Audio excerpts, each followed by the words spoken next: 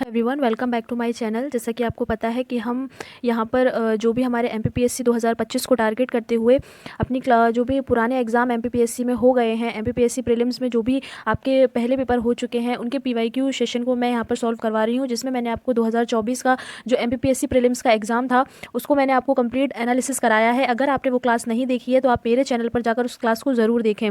Link आपको description box में उस क्लास का दे दिया जाएगा। आज हम यहाँ पर उसी क्लास को आगे बढ़ाते हुए आज हम यहाँ पर 2023 का पेपर एनालिसिस करेंगे। आपको यहाँ से ये समझ आएगा कि किस तरह के क्वेश्चंस बनते हैं एग्जाम में, कैसे क्वेश्चंस पूछे जाते हैं और किस टॉपिक से कैसे क्वेश्चंस पूछे गए हैं। ये बेसिक जानकारी हमें पता चलती है। जो भी नए स्टूडेंट हैं उनके लिए पीवाईक्यू सेशन लगाना बहुत ही इंपॉर्टेंट हो जाता है कि क्वेश्चंस कैसे आ रहे हैं और कहाँ से पूछे जा रहे हैं। इसलिए मैं आपके लिए ये सेशन लेकर आई हूँ। तो स्टार्ट करते हैं। आज की हमारा पहला क्वेश्चन है हमारा, निम्न में से कौन सा कृषि पद्धतियों का सही क्रम है। तो कौन सा है इसका सही क्रम? इसका आंसर हो जाएगा आपका ऑप्शन बी। यहाँ पर सही आंसर हो जाएगा मिट्टी तैयार करना, बुआई करना, सिंचाई करना, देन कटाई कर देना। तो यहाँ पर बी ऑप्शन हमारा सही हो जाएगा। नेक्स्ट क्वेश्चन देखते हैं। वर्ष 2024 को अंतर्राष्ट्रीय कैमेलिड उष्णगण वर्ष किसने घोषित किया था? तो 2024 का अंतर्राष्ट्रीय कैमेलिड वर्ष किसने घोषित किया था? तो यूएन ने घोषित किया था, यूनाइटेड नेशन ने। तो ऑप्शन ए हमारा यहाँ पर सही जवाब हो जाएगा। नेक्स्ट क्वेश्चन देखते हैं। निम्नलिखित में से कौन सा भारत का विश्व स्तर पर स्वीकृत राष्ट्रीय हॉटस्पॉट नहीं है? यहाँ पर हॉटस्पॉट नहीं है, विश्व स्तर पर स्वीकृत राष्ट्रीय हॉटस्पॉट नहीं है, ये पूछा है। तो इसका आंसर हो जाएगा आपका नारो हिल्स हॉटस्पॉट नहीं है। तो ऑप्शन बी हमारा यहाँ पर सही जवाब हो जाएगा। नेक्स्ट क्वेश्चन देखते हैं। नेक्स्ट क्वेश्चन है हमारा, सूर्य के व्यापक अध्ययन के लिए निम्नलिखित में से कौन सा इसरो का हाल ही में वैज्ञानिक मिशन है? तो हाल ही का आपको वैज्ञानिक मिशन बताना था, कौन सा है? तो आदित्य L1 हो जाएगा, यानी कि ऑप्शन ए यहाँ पर सही जवाब होगा। नेक्स्ट क्वेश्चन देखते हैं। निम्नलिखित में से कौन सा भारत सरकार का राष्ट्रीय पोषण कार्यक्रम नहीं है? तो यहाँ पर भारत सरकार का राष्ट्रीय पोषण कार्यक्रम नहीं है पूछा है, तो कौन सा हो जाएगा? पहला ऑप्शन है हमारा राष्ट्रीय आयोडीन अल्पता विकार नियंत्रण कार्यक्रम, ऑप्शन ए बिल्कुल सही है ये राष्ट्रीय पोषण कार्यक्रम। दूसरा है आपका फ्लोरोसिस की रोकथाम और नियंत्रण के लिए राष्ट्रीय कार्यक्रम, ये भी हमारा सही जवाब है। एनीमिया नियंत्रण के लिए राष्ट्रीय आयरन प्लस पहल, ये भी राष्ट्रीय पोषण कार्यक्रम है। लेकिन राष्ट्रीय मौखिक स्वास्थ्य कार्यक्रम ये राष्ट्रीय पोषण कार्यक्रम नहीं है, तो ऑप्शन डी हमारा यहाँ पर सही जवाब हो जाएगा। नेक्स्ट क्वेश्चन देखते हैं। निम्नलिखित में से कौन सा सबसे स्थिर पारिस्थितिकी तंत्र है? तो सबसे स्थिर पारिस्थितिकी तंत्र कौन सा हो जाएगा? तो समुद्र का पारिस्थितिक तंत्र सबसे स्थिर होता है, यानी कि ऑप्शन सी हमारा सही जवाब हो जाएगा। नेक्स्ट क्वेश्चन देखते हैं। निम्न में से कौन सा जैव निम्नीकरण बायोडिग्रेडेबल प्रदूषक नहीं है? तो जैव निम्नीकरण के लिए प्रदूषक नहीं है, इसका आंसर आपका ऑप्शन सी सही जवाब हो जाएगा। कीटनाशक आपका बायोडिग्रेडेबल प्रदूषक नहीं है। नेक्स्ट क्वेश्चन देखते हैं। नेक्स्ट क्वेश्चन क्या है हमारा, पारिस्थितिक तंत्र में ऊर्जा का प्रवाह निम्न में से उच्च पोषण ट्रॉफिक स्तर पर जाने से कम होता है, इसे निम्नलिखित के द्वारा समझा जा सकता है। तो कैसे समझा जा सकता है? पहला ऑप्शन है ऊष्मागतिक थर्मोडायनेमिक्स का प्रथम नियम के द्वारा, ऊष्मागतिक थर्मोडायनेमिक्स के द्वितीय नियम के द्वारा, न्यूटन के द्वितीय नियम के द्वारा, या न्यूटन के तृतीय नियम के द्वारा। तो ऑप्शन बी हमारा यहाँ पर सही जवाब हो जाएगा, ऊष्मागतिक थर्मोडायनेमिक्स के द्वितीय नियम के द्वारा समझा जा सकता है। नेक्स्ट क्वेश्चन देखते हैं। ऑस्टियोक्लास्ट निम्नलिखित में से किससे संबंधित है? यहाँ पर ऑस्टियोक्लास्ट पूछा है। इसमें आपके ये जो ऑस्टियो होती है वो ऑस्टियो आपकी हड्डी से संबंधित होती है, लेकिन यहाँ पर पीछे वर्ड जोड़ दिया है क्लास्ट, तो इसका मतलब होता है टूटना, हड्डी का टूटना। ऑस्टियोक्लास्ट से जो आपका हड्डी के टूटने से संबंधित है।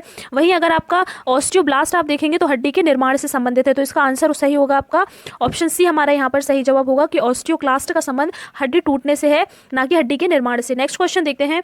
ग्रीन मफलर किस प्रदूषण से संबंधित है? ग्रीन मफलर पूछा है, किस प्रदूषण से संबंधित है?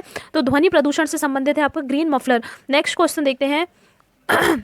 नेक्स्ट क्वेश्चन है, मध्य प्रदेश राज्य नीति एवं योजना आयोग रिपोर्ट 2023 के द्वारा मध्य प्रदेश के किस जिले में बहुआयामी गरीबी में सबसे अधिक सुधार देखा गया है? यानी कि ऐसा कौन सा जिला है जिसमें गरीबी में सबसे अधिक सुधार देखा गया है? तो अलीराजपुर में देखा गया है, तो ऑप्शन डी हमारा सही जवाब हो जाएगा। मध्य प्रदेश के अलीराजपुर जिले में गरीबी में सबसे अधिक सुधार देखा गया है, ऑप्शन डी हमारा सही जवाब होगा। नेक्स्ट क्वेश्चन देखते हैं। 12वां क्वेश्चन है, व्यवसाय सुधार कार्य योजना यानी कि बिजनेस रिफॉर्म एक्शन प्लान 2020 के लिए राज्यों के मूल्यांकन में मध्य प्रदेश का प्रदर्शन कैसा रहा है? तो मध्य प्रदेश का प्रदर्शन कैसा रहा है? मध्य प्रदेश को अचीवर्स का दर्जा दिया गया है। क्या दिया गया है? मध्य प्रदेश को व्यवसाय सुधार कार्य योजना के लिए मध्य प्रदेश अचीवर्स की कैटेगरी में रखा गया है, यानी कि ऑप्शन डी हमारा सही जवाब हो जाएगा। नेक्स्ट क्वेश्चन देखते हैं। मध्य प्रदेश के निम्नलिखित जिलों को 2011 की जनगणना के अनुसार उसकी दशकीय जनसंख्या वृद्धि दर 2001 से 2011 तक के क्रम में निम्नतम से उच्चतम तक व्यवस्थित कीजिए। तो आपको निम्नतम से उच्चतम तक व्यवस्थित करना है उनकी जनसंख्या, दशकीय जनसंख्या वृद्धि दर। कैसी जनसंख्या वृद्धि दर? दशकीय जनसंख्या वृद्धि दर पूछी है। तो क्या क्रम व्यवस्थित करेंगे? तो पहले हमारा अनूपपुर हो जाएगा, फिर बैतूल, देन छिंदवाड़ा और उसके बाद मंदसौर। तो ऑप्शन बी यहाँ पर हमारा सही जवाब हो जाएगा। नेक्स्ट क्वेश्चन देखते हैं। नेक्स्ट क्वेश्चन है हमारा, टंट्या मामा आर्थिक कल्याण योजना का उद्देश्य क्या है?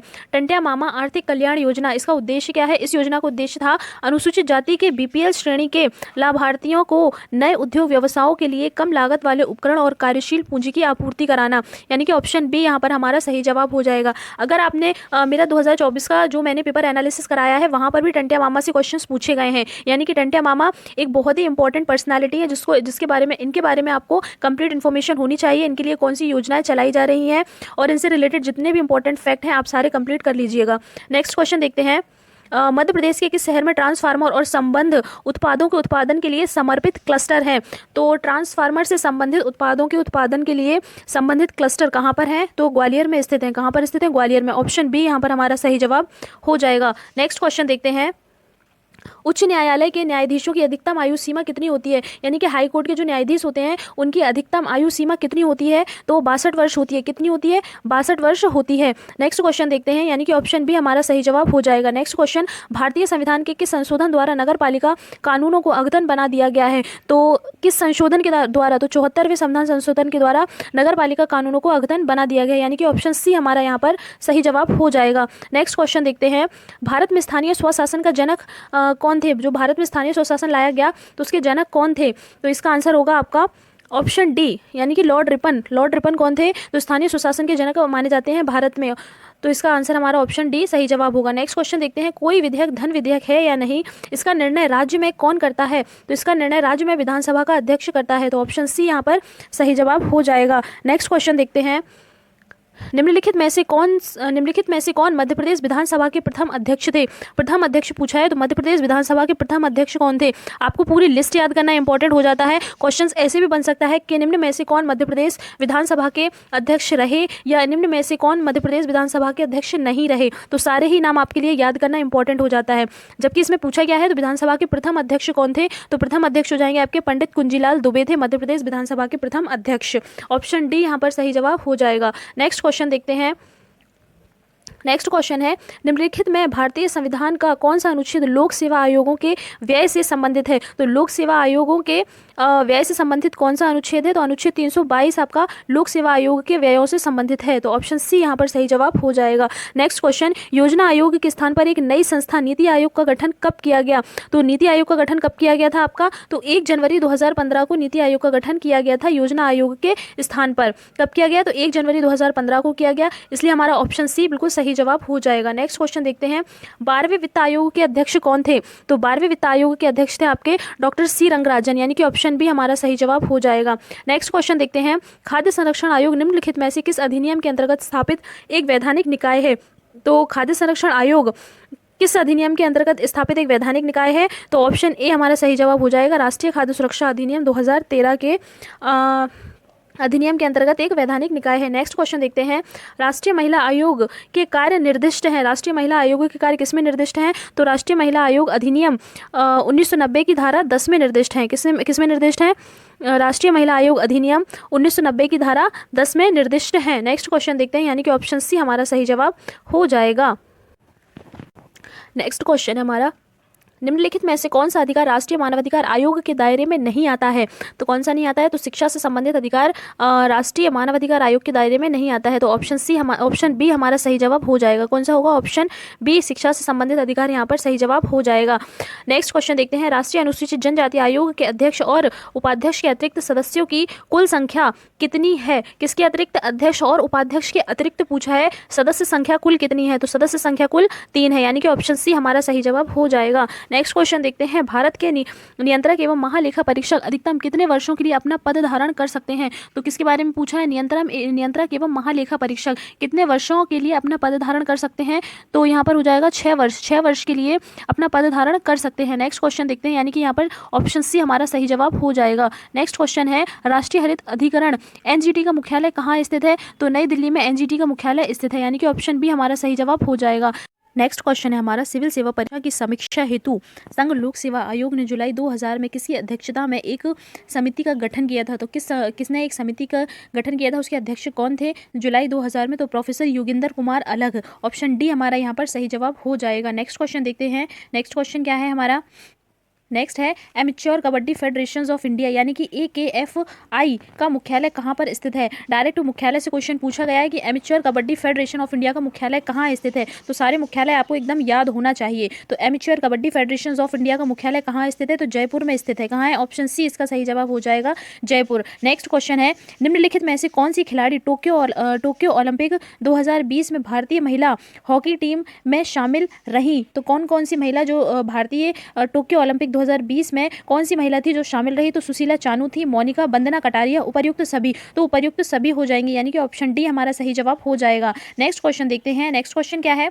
मेजर ध्यानचंद खेल रत्न पुरस्कार 2022 किस खिलाड़ी को प्रदान किया गया है? तो किस खिलाड़ी को प्रदान किया गया है मेजर ध्यानचंद खेल रत्न पुरस्कार? तो शरद कमल को दिया गया है यानी कि ऑप्शन डी हमारा यहाँ पर सही जवाब हो जाएगा। नेक्स्ट क्वेश्चन देखते हैं, निम्नलिखित में से किसको विज्ञान और इंजीनियरिंग के क्षेत्र का पद्म विभूषण 2023 प्रदान किया गया है? तो किसको प्रदान किया गया है विज्ञान और इंजीनियरिंग के क्षेत्र में? तो श्रीनिवास वर्धन को प्रदान किया गया है यानी कि ऑप्शन सी हमारा सही जवाब हो जाएगा। नेक्स्ट क्वेश्चन देखते हैं, निम्नलिखित में से कौन सा सुमेलित नहीं है? तो जो सुमेलित नहीं है पूछा है, क्या पूछा है? सुमेलित नहीं है। आर्यभट्ट प्रेक्षण विज्ञान शोध संस्थान नैनीताल में है, रक्षा प्रबंधन महाविद्यालय सिकंदराबाद, केंद्रीय भारतीय भाषा संस्थान मुंबई या भारतीय विज्ञान संस्थान बेंगलुरु। तो इसमें सुमेलित नहीं है, तो ऑप्शन सी हमारा यहाँ पर सही जवाब हो जाएगा, केंद्रीय भारतीय भाषा संस्थान, जो कि मुंबई में नहीं है। नेक्स्ट, बाकी के सारे सही हैं।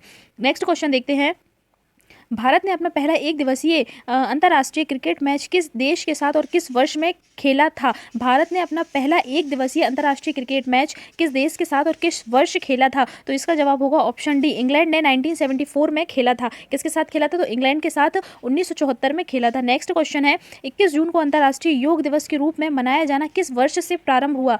किस वर्ष से मनाना प्रारंभ हुआ? 21 जून को सभी को पता है कि 21 जून को क्या मनाया जाता है? तो अंतर्राष्ट्रीय योग दिवस मनाया जाता है। लेकिन शुरुआत कब से की गई, इसमें क्वेश्चन में पूछा है। तो शुरुआत की गई थी 2015 से अंतर्राष्ट्रीय योग दिवस मनाने की शुरुआत की गई है, और उसी दिन से हम 21 जून को प्रत्येक साल क्या मनाते हैं? अंतर्राष्ट्रीय योग दिवस मनाते हैं। कब मनाते हैं? 21 जून को मनाते हैं। नेक्स्ट क्वेश्चन देखते हैं, प्रथम भारतीय महिला सैनिक स्काई डाइवर कौन है? तो पहली भारतीय महिला सैनिक स्काई डाइवर कौन बनी है? तो मंजू है।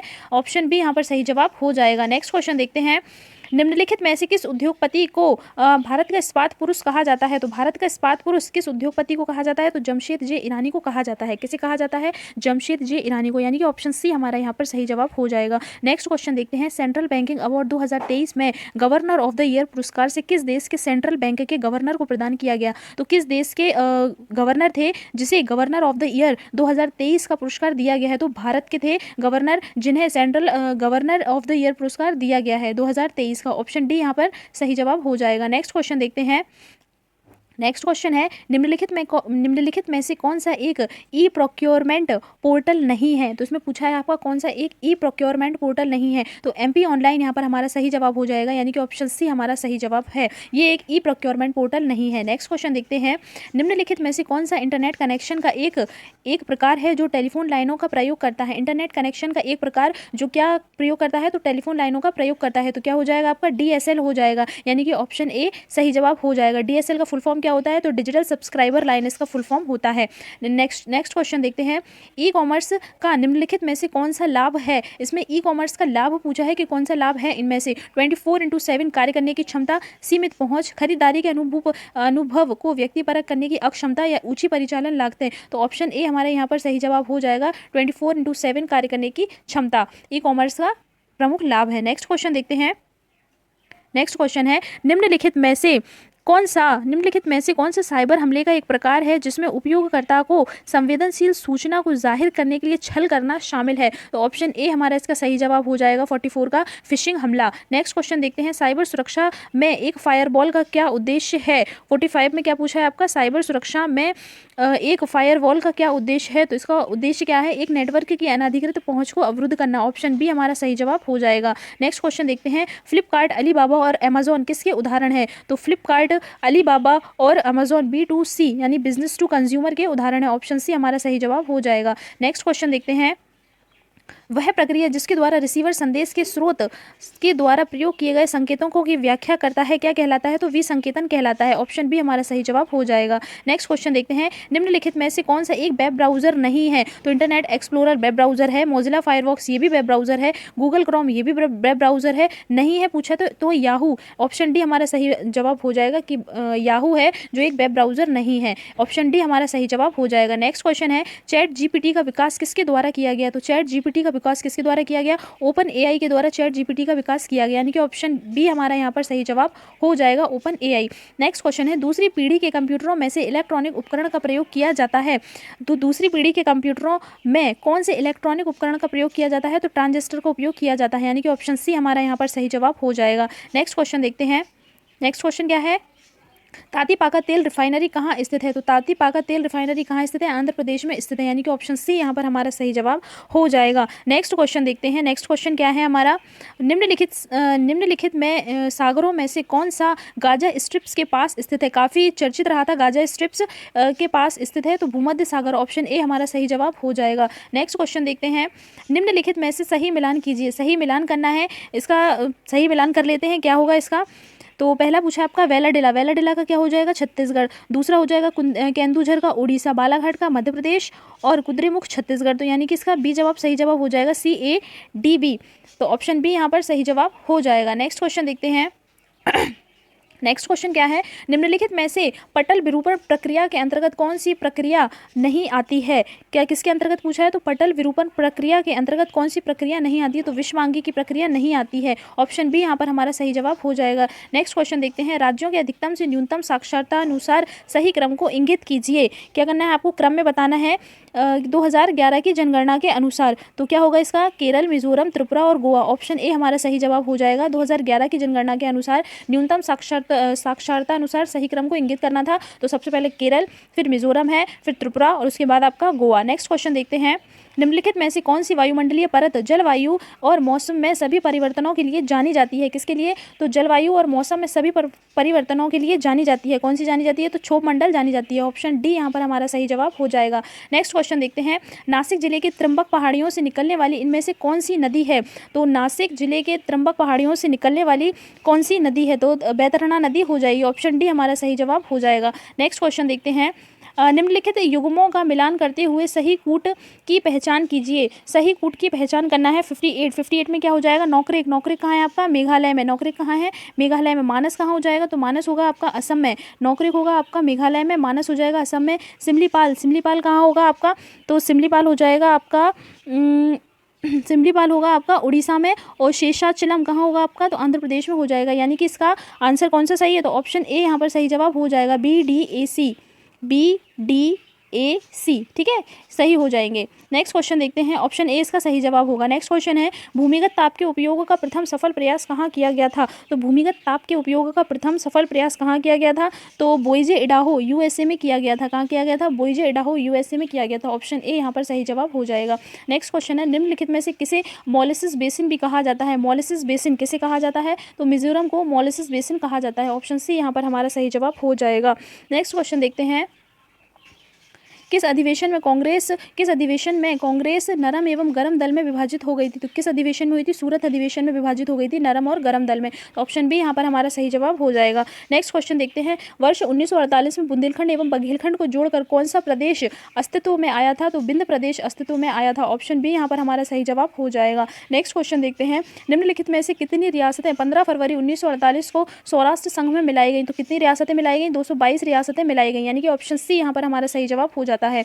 नेक्स्ट क्वेश्चन देखते हैं, नेक्स्ट क्वेश्चन है, निम्नलिखित में से किसके द्वारा प्रथम बार पाकिस्तान शब्द का प्रयोग किया गया था? पहली बार पाकिस्तान शब्द का प्रयोग किसके द्वारा किया गया था? तो चौधरी रहमत अली के द्वारा किया गया था पाकिस्तान शब्द का पहली बार प्रयोग। नेक्स्ट क्वेश्चन देखते हैं, राष्ट्रीय आंदोलन के प्रथम चरण में कांग्रेस की निम्न में से कौन सी मांग नहीं थी? कौन सी मांग नहीं थी? तो कार्यपालिका और न्यायपालिका का एकीकरण, यानी कि ऑप्शन डी यहाँ पर सही जवाब हो जाएगा। 65 का क्वेश्चन, ऑप्शन डी हमारा सही जवाब हो जाएगा, कार्यपालिका एवं न्यायपालिका का एकीकरण करना, ये उनकी मांग नहीं थी। नेक्स्ट क्वेश्चन देखते हैं, निम्नलिखित में से किसके द्वारा महाराष्ट्र ने गणेशोत्सव प्रारंभ किया था? तो किसके द्वारा प्रारंभ किया था महाराष्ट्र में गणेशोत्सव? तो बाल गंगाधर तिलक जी के द्वारा प्रारंभ किया गया था महाराष्ट्र में गणेशोत्सव, ऑप्शन डी यहाँ पर हमारा सही जवाब हो जाएगा। नेक्स्ट क्वेश्चन देखते हैं, नेक्स्ट क्वेश्चन है हमारा, निम्नलिखित में से किस वर्ष नादिर शाह ने भारत पर आक्रमण किया था? तो नादिर शाह ने भारत पर आक्रमण कब किया था? तो 1739 में नादिर शाह ने भारत पर आक्रमण किया था, यानी कि ऑप्शन डी यहाँ पर हमारा सही जवाब हो जाएगा। नेक्स्ट क्वेश्चन देखते हैं, आर्य मंजूश्री मूल कल्प निम्न में से किससे संबंधित है? क्या पूछा है? आर्य मंजूश्री मूल कल्प किससे संबंधित है? तो महायान से संबंधित है, ऑप्शन ए यहाँ पर हमारा सही जवाब हो जाएगा। नेक्स्ट क्वेश्चन देखते हैं, निम्नलिखित में से किस वर्ष लॉर्ड विलियम बेंटिक द्वारा प्रेस स्वतंत्रता प्रदान की गई थी? तो कब की गई थी? 1835 में लॉर्ड विलियम बेंटिक के द्वारा प्रेस की स्वतंत्रता प्रदान की गई थी, यानी कि ऑप्शन डी यहाँ पर हमारा सही जवाब हो जाएगा। नेक्स्ट क्वेश्चन देखते हैं, शकों पर विजय उपरांत चंद्रगुप्त द्वितीय ने निम्न में से किस धातु के सिक्के प्रचलित किए? किसके उपरांत? शकों पर विजय उपरांत चंद्रगुप्त द्वितीय ने जो सिक्के चलवाए थे कौन से थे? तो चांदी के सिक्के चलवाए थे, यानी कि ऑप्शन बी यहाँ पर हमारा सही जवाब हो जाएगा। नेक्स्ट क्वेश्चन देखते हैं, नेक्स्ट क्वेश्चन क्या है, वर्ष 2021-22 में भारत में तांबा उत्पादन में मध्य प्रदेश किस स्थान पर रहा है? तो मध्य प्रदेश का स्थान पूछा है, किस स्थान पर रहा था तांबा उत्पादन में? 2021-22 का डाटा पूछा है, तो प्रथम स्थान पर रहा था, यानी कि ऑप्शन सी हमारा यहाँ पर सही जवाब हो जाएगा। नेक्स्ट क्वेश्चन देखते हैं, निम्नलिखित में से मध्य प्रदेश की कौन सी नदी 3 राज्यों से प्रभावित होती है? कौन सी नदी 3 राज्यों से होकर प्रभावित होती है?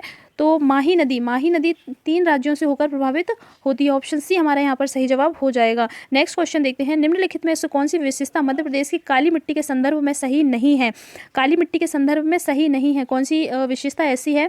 तो पहली है, काली मिट्टी को कपास की मिट्टी के रूप में भी जाना जाता है, बिल्कुल सही है। इसमें नमी धारण करने की क्षमता अधिक होती है, तो यह भी सही है। इसकी संरचना गांठदार लेकिन कभी कभी भुरभुरी होती है, तो ये भी सही है। काली मिट्टी की रेत में अधिक मात्रा होती है, तो ये गलत है, तो ऑप्शन सी हमारा यहाँ पर सही जवाब हो जाएगा।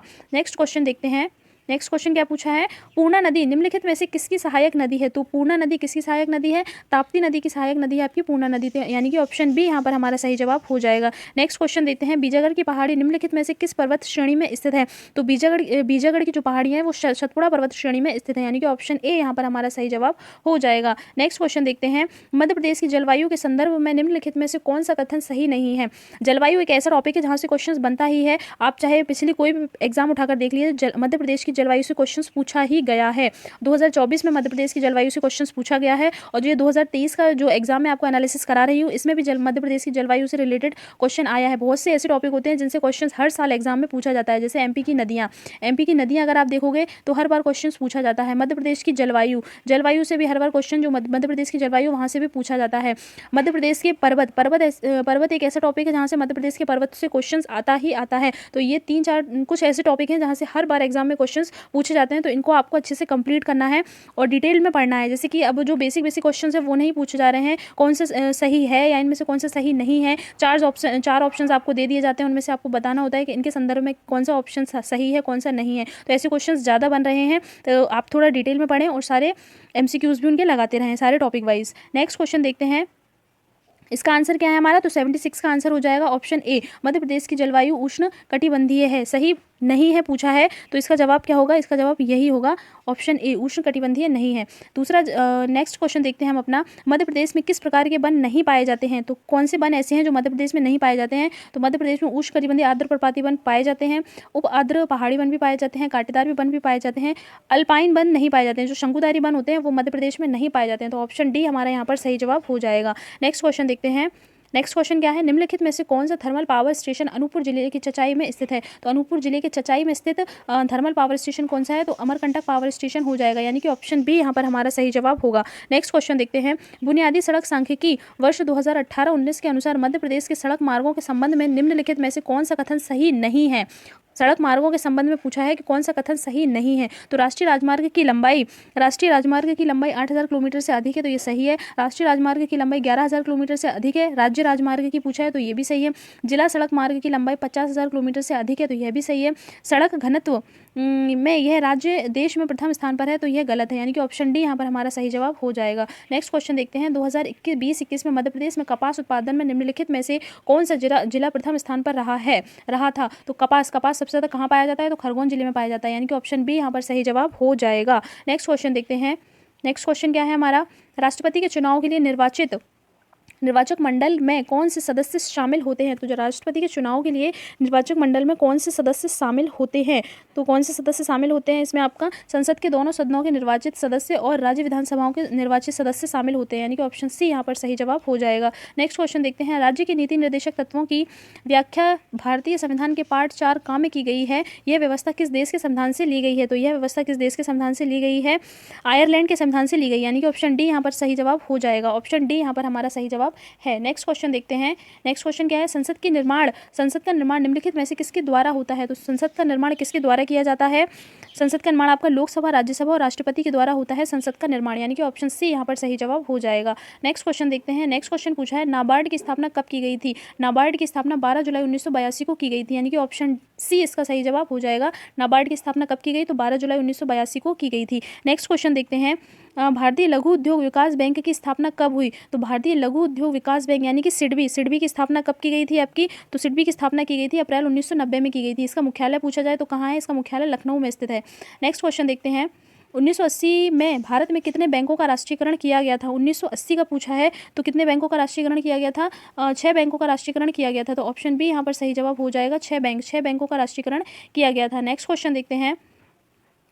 शिक्षा का अधिकार के संविधान संशोधन के द्वारा मौलिक अधिकार में शामिल किया गया, तो 46वें संविधान संशोधन के द्वारा शिक्षा के अधिकार को शामिल किया गया था, यानी कि ऑप्शन डी इसका सही जवाब हो जाएगा। नेक्स्ट क्वेश्चन देखते हैं। अनुच्छेद 51 का मौलिक कर्तव्य की व्याख्या करता है। फिलहाल में कितने मौलिक कर्तव्यों का उल्लेख है? तो वर्तमान में पूछा है कितने मौलिक कर्तव्यों का उल्लेख किया गया है, तो 11 मौलिक कर्तव्य का उल्लेख किया गया, यानी कि ऑप्शन बी इसका सही जवाब हो जाएगा। अगर वो फिलहाल नहीं देता, शुरू का पूछता कि जब मौलिक कर्तव्य आए थे तो कितने मौलिक कर्तव्य थे, तो टोटल 10 थे, लेकिन उन्होंने फिलहाल का पूछा है तो हमारा क्या लगाएंगे? 11 हो जाएगा। कितने हैं वर्तमान में? 11 मौलिक कर्तव्य हैं। नेक्स्ट क्वेश्चन है आपका, किस संविधान संशोधन के द्वारा प्रस्तावना में समाजवादी शब्द जोड़ा गया? 89वां क्वेश्चन आपका है कि किस संविधान संशोधन के द्वारा प्रस्तावना में समाजवादी शब्द को जोड़ा गया था? तो किस संविधान संशोधन के द्वारा जोड़ा गया था? 42वें संविधान संशोधन के द्वारा जोड़ा गया था समाजवादी शब्द, यानी कि ऑप्शन सी इसका सही जवाब हो जाएगा। नेक्स्ट क्वेश्चन है, संविधान सभा का निर्माण किस योजना के तहत किया गया था? तो संविधान सभा का निर्माण किसके तहत किया गया था? आपका कैबिनेट मिशन योजना के तहत संविधान सभा का निर्माण किया गया था, यानी कि ऑप्शन बी इसका सही जवाब हो जाएगा। नेक्स्ट क्वेश्चन देखते हैं। भीमा नायक का संबंध किस रियासत से है? तो भीमा नायक का संबंध किस रियासत से था? तो बड़वानी रियासत से था। ऑप्शन बी इसका सही जवाब हो जाएगा। नेक्स्ट क्वेश्चन देखते हैं। जनजातीय नेता सीताराम कंवर और रघुनाथ सिंह मंडलोई भिलाला अंग्रेज विरोधी क्रांति में कब शामिल हुए थे? कब शामिल हुए थे? 1857 की क्रांति में शामिल हुए थे जनजातीय नेता सीताराम कंवर और रघुनाथ सिंह मंडलोई। ऑप्शन बी इसका सही जवाब हो जाएगा। नेक्स्ट क्वेश्चन देखते हैं। सागर के आंचलिक क्षेत्रों में दीपावली के अवसर पर कौन सा लोक नृत्य प्रचलित है? तो सागर के आंचलिक क्षेत्रों में दीपावली के अवसर पर डंडा नृत्य प्रचलित है, यानी कि ऑप्शन डी इसका हमारा सही जवाब हो जाएगा। नेक्स्ट क्वेश्चन देखते हैं। चित्रकूट धार्मिक स्थल को किस एक अन्य नाम से भी जाना जाता है? तो चित्रकूट जो धार्मिक स्थल है उसको रामसिया के नाम से भी जाना जाता है, यानी कि ऑप्शन बी इसका सही जवाब हो जाएगा। नेक्स्ट क्वेश्चन है। मुकुल किसकी प्रसिद्ध साहित्यिक रचना है? तो मुकुल आपकी सुभद्रा कुमारी चौहान की साहित्यिक रचना है, यानी कि ऑप्शन डी इसका सही जवाब हो जाएगा। दीवार पर मिट्टी से बनाई जाने वाली नौहडोरा अलंकरण किस जनजाति की विशेषता है? तो किस जनजाति की विशेषता है? नौहडोरा अलंकरण। तो गौंड जनजाति की विशेषता है नौहडोरा अलंकरण। नेक्स्ट क्वेश्चन देखते हैं। ऑप्शन डी हमारा इसका सही जवाब हो जाएगा। ऐतिहासिक मंतगेश्वर मंदिर कहाँ स्थित है? तो ऐतिहासिक मंतगेश्वर मंदिर कहाँ स्थित है? तो खजुराहो में स्थित है ऐतिहासिक मंतगेश्वर मंदिर, यानी कि ऑप्शन सी हमारा सही जवाब हो जाएगा। नेक्स्ट क्वेश्चन देखते हैं। रामचंद्रिका किसकी प्रसिद्ध रचना है? तो रामचंद्रिका केशव दास की प्रसिद्ध रचना है, यानी कि ऑप्शन सी इसका हमारा सही जवाब हो जाएगा। नेक्स्ट क्वेश्चन देखते हैं। बालकृष्ण शर्मा नवीन ने 2 काव्य प्राणार्पण तथा आत्मोत्सर्ग किस पर लिखे हैं? तो बालकृष्ण शर्मा नवीन ने 2 काव्य लिखे हैं, प्राणार्पण तथा आत्मोत्सर्ग किस पर लिखे हैं? तो उन्होंने लिखे हैं आपके गणेश शंकर विद्यार्थी जी पर लिखे हैं, यानी कि ऑप्शन ए हमारा इसका सही जवाब हो जाएगा। नेक्स्ट क्वेश्चन देखते हैं और ये हमारा लास्ट क्वेश्चन है। स्वतंत्रता आंदोलन में निवाड़ी जिले की थोना लोहारी गोलीकांड की घटना कब घटित हुई थी? तो थोना लोहारी गोलीकांड की घटना 1939 में घटित हुई थी, यानी कि ऑप्शन सी हमारा सही जवाब हो जाएगा। तो आज हमने यहाँ पर 2023 का जो MPPSC प्री का एग्ज़ाम हुआ था उसका हमने एनालिसिस किया है। उम्मीद करती हूँ आपको ये सेशन पसंद आएगा और आपके आने वाले एग्जाम के लिए ये क्लास बहुत ही इंपॉर्टेंट रहेगी। इससे आपको ये नॉलेज होगी कि हमारा जो बेसिक जो हम प्रीलिम्स एग्जाम की तैयारी करते हैं उसमें कैसे क्वेश्चंस पूछे जाते हैं और कहाँ से कैसे क्वेश्चंस बनते हैं। जैसे कि हमने देखा कि MP के क्वेश्चंस जलवायु का क्वेश्चन पूछा ही जाता है। MP की नदियों का हमने देखा कि नदियों से क्वेश्चंस बन रहे हैं। आप हर एग्जाम उठाकर देखिए, वहाँ से नदियों से, जलवायु से, पर्वत से, MP के पर्वत, इन सब से 4-5 4-5 ऐसे टॉपिक हैं, जनजातियाँ, एमपी की जनजातियाँ। आप 2024 का भी पेपर देखेंगे तो ये 4 टॉपिक ऐसे हैं जहाँ से क्वेश्चंस पूछे गए हैं। 2023 में भी अभी हमने जो डिस्कस किया इसमें भी आपके इन टॉपिक से क्वेश्चंस पूछे गए हैं। एमपी के बहुत से मंदिरों से क्वेश्चंस पूछे गए हैं, ठीक है। पर्यटन स्थल से क्वेश्चंस पूछे जाते हैं। स्वतंत्रता आंदोलन, जो भी मध्य प्रदेश में स्वतंत्रता आंदोलन में जनजातीय व्यक्तित्व ने भाग लिया है, उनसे क्वेश्चंस बने हैं। तो ये आपको एक जब आप इसका एनालिसिस करेंगे तो आपके एग्जाम के लिए बहुत ही इंपॉर्टेंट हो जाएगा कि आपको जिससे ये समझ आएगा कि हमारे क्वेश्चंस पूछे कहाँ से जा रहे हैं, कौन सा टॉपिक हमारे लिए कितना इंपॉर्टेंट है। तो आप उसके जितने भी फैक्ट हैं, जितना आपको उसके लग रहे हैं कि इंपॉर्टेंट फैक्ट हैं, उनको अच्छे से पढ़िए और उनको कवर कीजिए। तो मिलते हैं हम अपने नेक्स्ट क्लास में। जय हिंद, जय भारत।